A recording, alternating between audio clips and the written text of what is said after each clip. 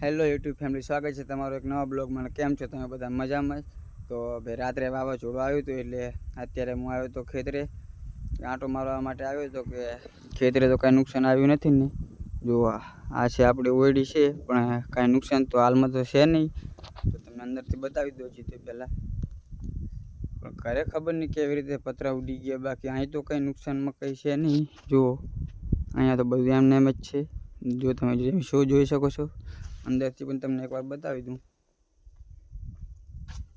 જો અહીંયા પણ કાંઈ નથી, અહીંયા ખાલી આ હુચીલ મૂકેલું છે, બાકી તો બીજું કંઈ છે નહીં. અને આ છે ઓયડી. જો અહીંયા સાર ભરેલી હતી પણ અત્યારે તો પતી ગઈ છે, અત્યારે કાંઈ નથી. અને આ બાજુ ખાટલાને એવું પડ્યું છે અને બાકી બીજો બધો સામાન છે. તો નુકસાનની વાત કરું તો નુકસાન તો કંઈ ખેતરે કાંઈ આવ્યું નથી, બાકી ઘરે ભાઈ પતરા ઉડી ગયા, પણ હવે થયું. તો ખેતર તો બાકી છે નહીં. તો તમને બહાર જઈને પહેલાં ખેતર બતાવી દઉં અમારું.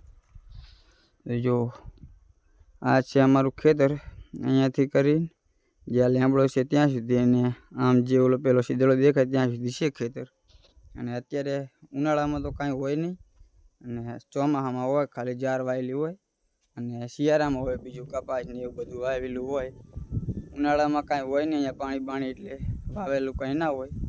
બાકી તો બીજું હવે. અને અહીંયા છે એક તુલસીનો કેરો છે અને એક ખરગો છે. આ વાળ કરવી પડે, નકર અત્યારે તો માલ ઢોર ખાઈ જાય બધું. તો હાલો તમને આગળ પણ બતાવી દઉં. બાકી તો બીજું અહીંયા થોડાક લાકડા ભેગા કરેલા પડ્યા છે, તમે જોઈ શકો છો. અને આ બાજુ સરસ મજાનો એક લીમડો છે ને એક કણજી ઊભી છે. બાકી તો આ બધું આપણું ખેતર છે. અત્યારે તો કાંઈ નથી, અત્યારે આકેલું પડ્યું છે ખાલી, બાકી બીજું કંઈ છે નહીં.